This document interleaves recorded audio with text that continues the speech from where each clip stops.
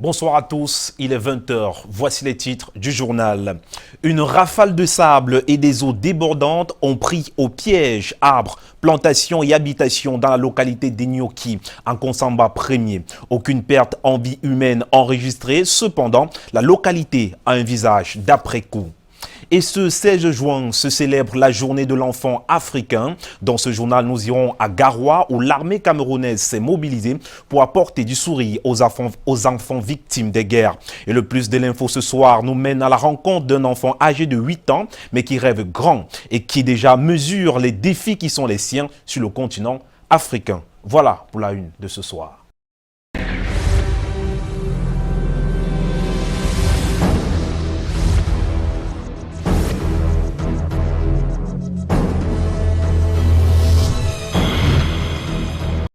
Bienvenue à tous. Les eaux ont occasionné d'importants dégâts dans le petit village Enioki, situé dans l'arrondissement de Konsamba premier. Arbres, habitations et plantations n'ont pas résisté à la colère des eaux débordantes. Robert Charlitok et Manu Ngomba. Le réveil était très douloureux ce matin en Konsamba. Le mont Lunako dans le Mungo fait parler de lui. Des arbres déracinés, des champs de café et de maïs totalement rasés, à la furie des eaux qui dictent leurs lois dans la localité de Yoki, située dans l'arrondissement de Konsamba premier. Ça a rasé les plantations, comme on dit là, donc personne ne connaît plus son champ. Ça a amené les cailloux qui me pesaient même 200, plus de 1000 tonnes, entraîner du mont, déraciner les arbres, les palmiers, mettre tous les champs en épave. Dans le champ est libre, le terrain qu'on voit là. On ne connaît plus les limites. On dit ici avoir aperçu un trou béant au sommet du mont, une ouverture, pas comme les autres, d'où aurait surgi une éruption d'eau et de sable. En attendant l'avis des spécialistes et des experts en la matière, les populations gardent un regard tourné vers les autorités et pour certaines, elles n'ont que leurs yeux pour pleurer.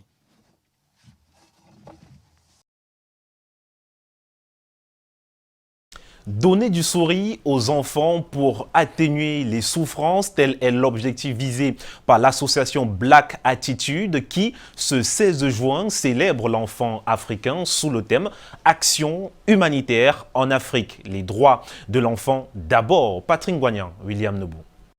Ils sont jeunes enfants africains et le temps d'une rencontre de football, ils mettent en lumière la joie de vivre, caractéristique de l'adolescence. Nous sommes ici à Bonassama, à Bonabéry, où l'association Black Attitude vient au secours des enfants orphelins et défavorisés à travers jeux et attractions diverses. L'UNICEF et puis le ministère des Affaires sociales qui ont toujours eu l'habitude de nous accompagner dans toutes nos initiatives ont donné le thème cette année. Donc nous, à Black Attitude, nous voulons montrer en quelque sorte que l'enfant a une place importante dans la célébration de cette journée. Le stéréotype est de plus en plus fort et que la jeune génération prenne conscience et que les parents aussi accompagnent parce que ce n'est pas un jeu.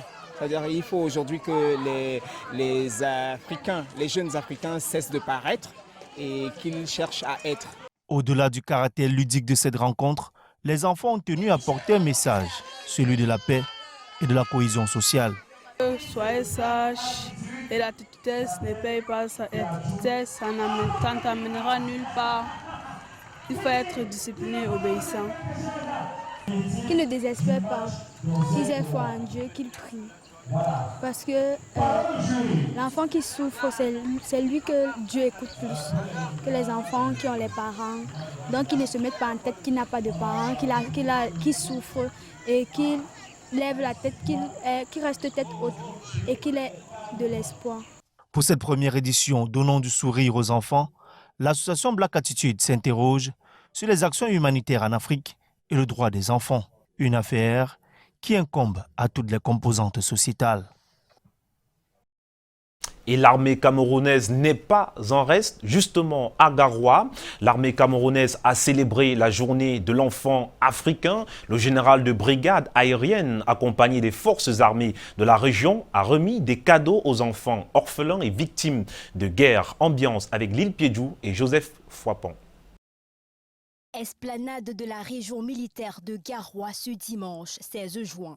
Les hommes en uniforme rendent hommage aux enfants victimes de guerre et orphelins ayant perdu leurs parents au front pour sauver la patrie. Pour cette 29e édition de la Journée de l'enfant africain, l'armée saisit cette occasion pour être prête de ceux dont la vie a basculé de façon directe ou indirecte.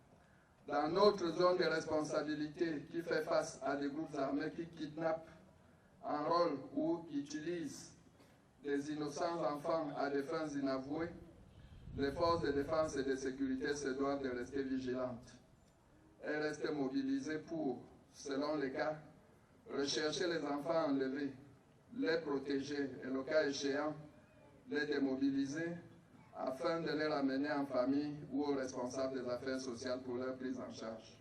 Pour que cette journée soit inoubliable, dans le cœur de ces bouts de chou, le général a remis plusieurs cadeaux à ses enfants victimes de guerre. La jeunesse est le fer de lance de la nation, mais l'enfance en est le précurseur. Ça veut dire pour préparer, pour affûter ce fer de lance, il faudrait déjà avoir la matière première qui est l'enfant africain en général et l'enfant camerounais en particulier. Action qui rejoint le thème de cette année 2019. Action humanitaire en Afrique, les droits des enfants avant tout. Ceci en souvenir des enfants massacrés lors d'une marche pour leurs droits à Soweto le 16 juin 1976 par le pouvoir de l'apartheid. L'enfant est un trésor, il faut plus que jamais le protéger. Comment aider les jeunes du quartier Komondor dans leur insertion socio-professionnelle? Les chefs de différents secteurs d'activité étaient à l'école publique du quartier pour booster les jeunes natifs du coin dans leur recherche d'emploi. Bon, tout ceci avec Atiken. Thomas Gabriel Ngoué est un jeune étudiant qui est arrivé ce matin à l'école publique de Komondor, écouter et apprendre sur le métier qu'il espère exercer à l'avenir. Moi, ce qui m'a le plus intéressé, c'est le programme agriculture par rapport à ce que je vais faire. Vu que moi, je fais dans la géologie.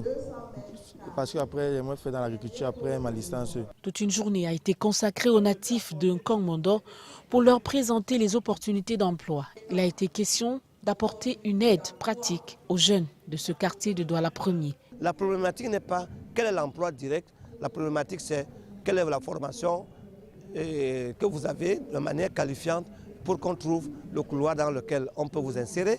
Et si vous n'avez pas, quelles sont vos capacités pour qu'on vous forme dans ce couloir et qu'on puisse l'exploiter dans votre insertion socio-économique. Les nombreuses administrations présentes ont pu redonner l'espoir à la jeunesse d'un quartier réputé difficile. Et ici chez nous, le comble, c'est que le désespoir a tellement gagné le cœur qu'il y en a qui ne peuvent même plus écouter la télévision et donc être informés de ce qu'il y a ci, ça et ça. Quelques aînés qui servent de modèle sont venus partager leur expérience avec les jeunes frères. Beaucoup de jeunes ne savent pas comment chercher un emploi ou bien comment se rentrer dans l'entrepreneuriat. Donc c'est dans ce sens que je voulais leur apporter mon expérience. Aucun détail n'a été négligé. La présence de cette caravane de santé a démontré que la santé des jeunes du quartier Komondor reste l'élément de base sur lequel les organisateurs ont planché. Note sur la sécurité maritime, la législation sur la piraterie maritime dans le golfe de Guinée était en débat à Yaoundé. Durant 3 jours, 13 pays d'Afrique et d'Europe ont pris part à un atelier organisé par le Centre interrégional de coordination de la sécurité maritime. Je vous propose d'écouter Benoît Le Guazou, de l'Office des Nations Unies contre la drogue et les crimes, au micro de Alain Gislain Kanga et Serge Alianziebou. Comparer l'état des lieux juridiques des différents pays, puisque la réglementation internationale est commune à tous les pays, mais chaque pays a sa tradition juridique et met en place petit à petit, à son rythme, les dispositions juridiques nationales. Alors, on a pu constater que selon les pays, le point de vue est différent, la façon de mettre en place dans le système juridique national est également différent. Et ce qui était très très intéressant, c'est de voir la diversité des pays et les participants ont se sont beaucoup enrichis de ce qui s'est passé dans les pays. Exploitation forestière, les acteurs de la société civile et ceux de la communauté forestière ont lancé le processus national de révision des grilles de légalité de l'accord de partenariat volontaire entre le Cameroun et l'Union européenne au cours d'un atelier tenu à Yaoundé. Alain Zlenkanga et Samuel Bonis. Le partenariat volontaire place à la révision des grilles de légalité entre le Cameroun et l'Union européenne sur l'application des réglementations forestières, de la gouvernance et du commerce. Le processus a été lancé à Yaoundé lors d'un atelier par la société civile et les communautés forestières. Aujourd'hui, avec le phénomène de l'exploitation illégale, il faut faire tout pour essayer de décourager ça au maximum. Pour qu'un bois puisse entrer dans nos usines en tant que secteur privé, il doit être tracé depuis la forêt jusqu'à la transformation et à l'exportation vers les marchés européens qui sont demandeurs de ce genre de bois dont la source est contrôlée. Cet accord de partenariat contribuera également à améliorer la compétitivité du bois camerounais sur le marché international, mais aussi les performances des entreprises bois en leur ouvrant l'accès au marché européen. Les parties prenantes ont initié des réflexions sur les nouvelles grilles de légalité. Ces vérificateurs n'étaient pas toujours de nature à confirmer la légalité de ces titres-là. Donc nous avons pensé, conjointement avec l'Union européenne, qu'il était question de revoir ces grilles, question de les alléger, mais tout en restant conforme à la législation en vigueur au Cameroun. L'accord de partenariat volontaire entre le Cameroun et l'Union européenne est entré en vigueur en 2011 avec pour principal défi de réduire la quantité des bois frauduleux exploités au Cameroun et exportés vers l'Union européenne.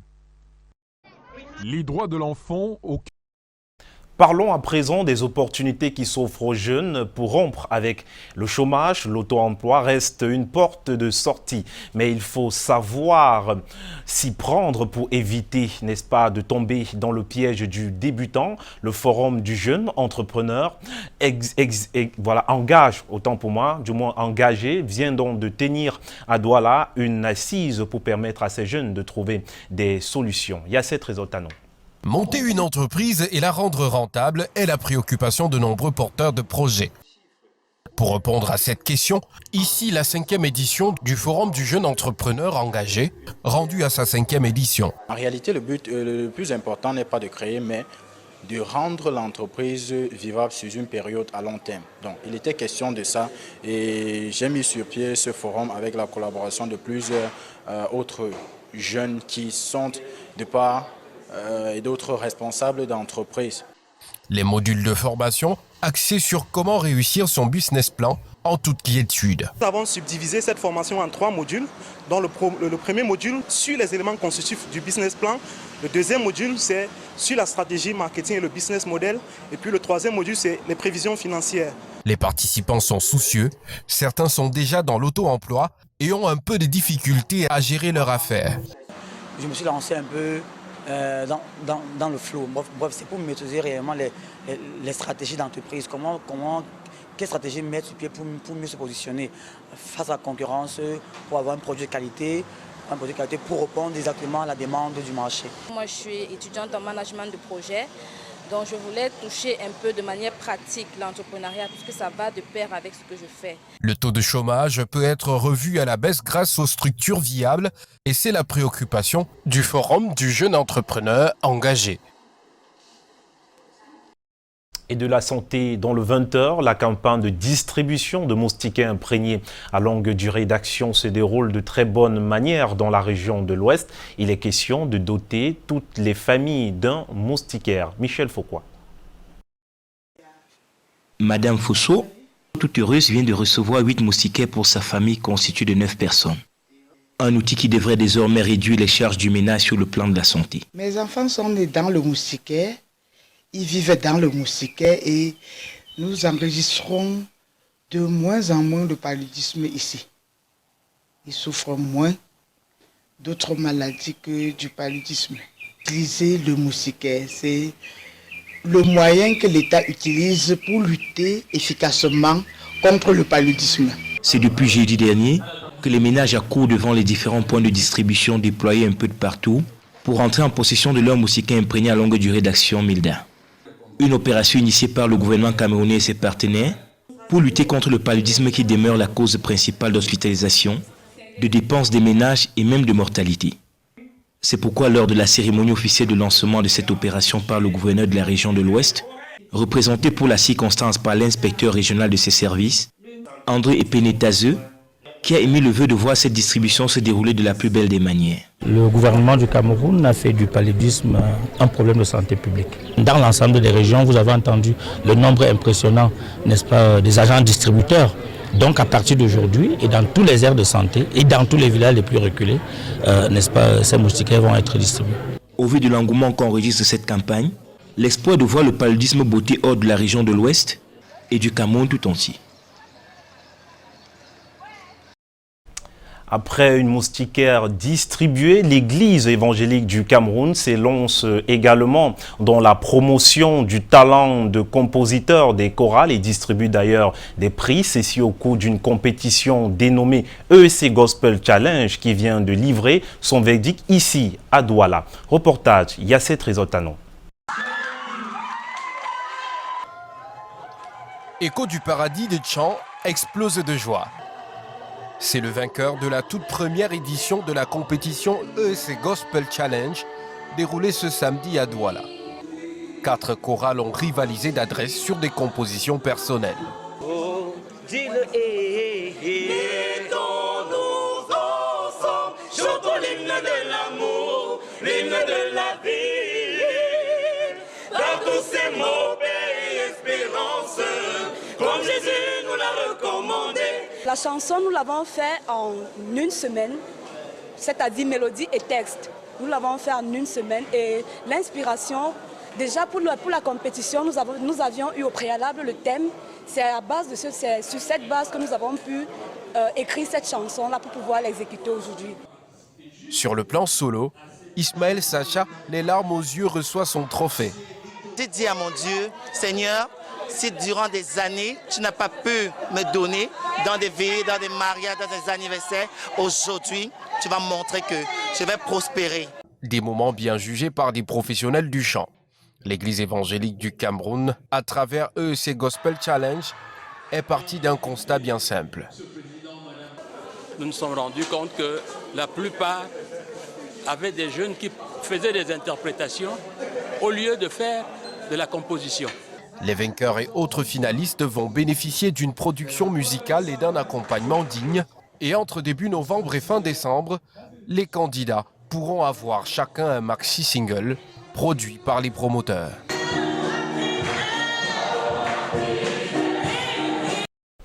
En sport, UMS de Loum, champion du Cameroun, l'équipe vient de présenter son trophée au numéro 1 de la région du littoral, Samuel Dieudonné Ivara Dibois. Retour sur cette ambiance dans ce journal avec notre reporter Alex Lembe. Le sacre a été obtenu à Yaoundé le week-end dernier après ce match nul salvateur face à Coton Sport de Garoua. L'UMS de Loum a été sacré champion du Cameroun 2019. Le trophée de vainqueur a été présenté à Samuel Dieudonné Ivara Dibois, gouverneur de la région du littoral ce vendredi à travers une réception sobre. Une poignée de main à chacun en guise d'encouragement et des mots justes pour les galvaniser. Malgré les conditions difficiles, je sais que géographiquement, quand on arrive à Loum, on a plus à faire au rocher qu'au gazon. Ce qui veut dire que vous travaillez dans des conditions assez difficiles et rudes. Joël Etogué, capitaine des troupes, n'a pas caché sa satisfaction, surtout après une saison âprement disputée et pleine d'embûches. C'est tout un honneur pour nous de représenter ce trophée, non seulement au gouverneur, mais au peuple du monde. Pour Roger Tchoko, l'un des cadres de l'équipe, ce n'est que le fruit d'un dur labeur. C'est de haute lutte, n'est-ce pas, que nous avons remporté ce tournoi. Et vous avez vu que nous avons remporté ce tournoi, n'est-ce pas, en faisant par un nul. Donc mes impressions sont très très bonnes. Vraiment, je suis très content. Et l'ensemble de la direction de l'UMS est très très contente. Un parcours presque sans faute au play-off avec Omar Kouar 10 points pour 3 victoires, un match nul et une défaite après une 3e place au championnat standard. Ce qui vaut au club de Loum aujourd'hui un ticket qualificatif pour la Champions League africaine. Une deuxième participation en compétition africaine qui intervient après seulement 5 ans.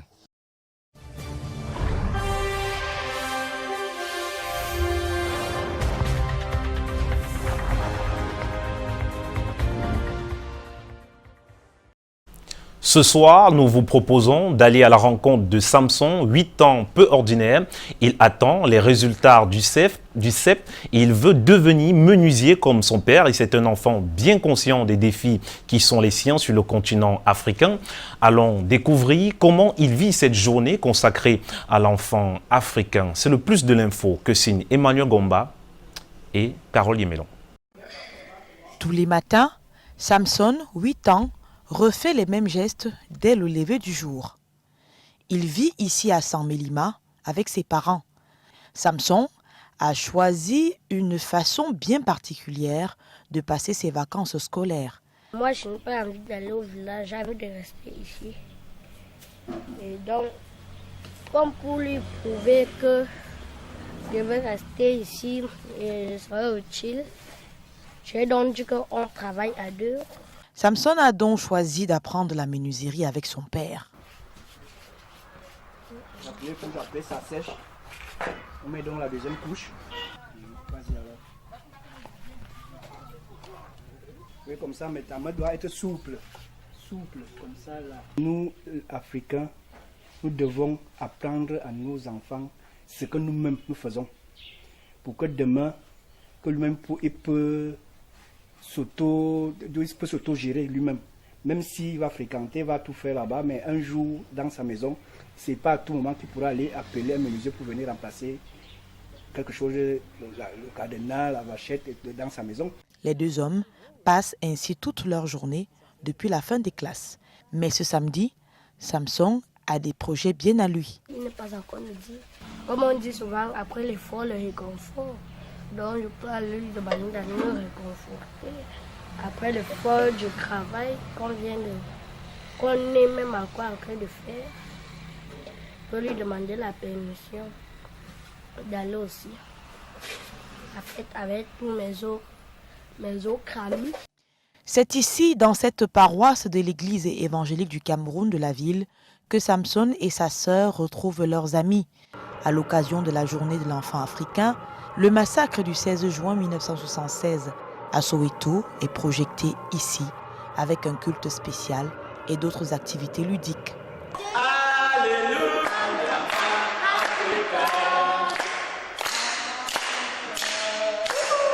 À la fin, Samson en sait un peu plus sur cette page noire de l'histoire africaine. J'ai reconnu qu'à l'époque, la vie n'était pas facile, que les Blancs maltraitaient les Noirs.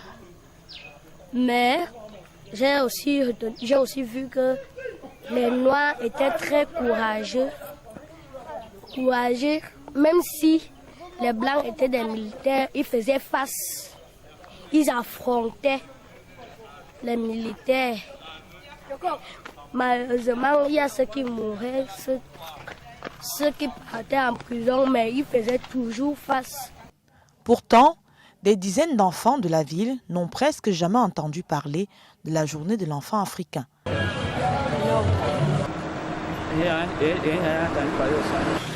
journée de l'enfant africain, non. Samson est donc l'un des rares enfants à saluer la mémoire de ses semblables morts dans cette tragédie du 16 juin. Content d'être africain.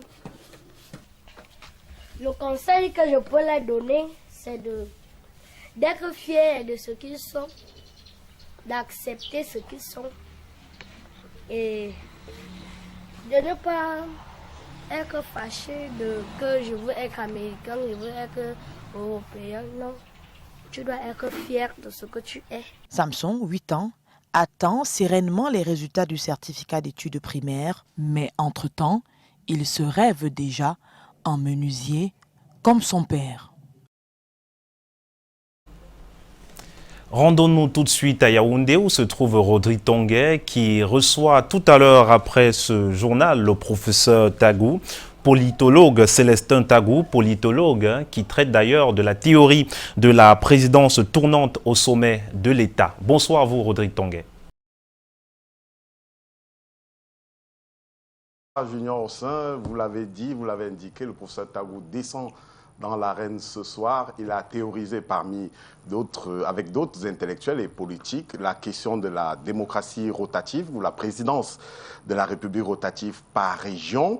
En ce moment où, sous nos latitudes, l'instrumentalisation de la politique est marquée par le facteur ethnique, nous allons voir pendant 2 heures comment implémenter cette rotation-là. Et pour l'exercice, la partie interview de cette émission, j'ai convié 2 confrères de la presse nationale, Ludovic Amara du Journal du Cameroun, Serge Bikoy, le chef du service politique de Radio Tiemeni Sianto. Et pour le duel, ce soir, un autre intellectuel de haut vol qui ne croit pas à l'implémentation, en tout cas à la mise en œuvre de la démocratie rotative. C'est le docteur Ella Pascal. Il descend dans l'arène, dans le duel, dans un quart d'heure à peu près, pour croiser le verbe ce soir. Et retrouvons-nous, Junior Hossein, dans une dizaine de minutes, après le tirage du loto, pour que commencent les hostilités. En tout cas, merci. Et puisque vous êtes tous papas, nous vous souhaitons bonne fête des pères. Et justement, bonne fête aussi aux papas du monde entier qui ont regardé ce journal. Merci à tous de nous avoir suivis. Le prochain rendez-vous, c'est vendredi à partir de 19h50. Et bien sûr, samedi et dimanche, 20h. Merci, au revoir.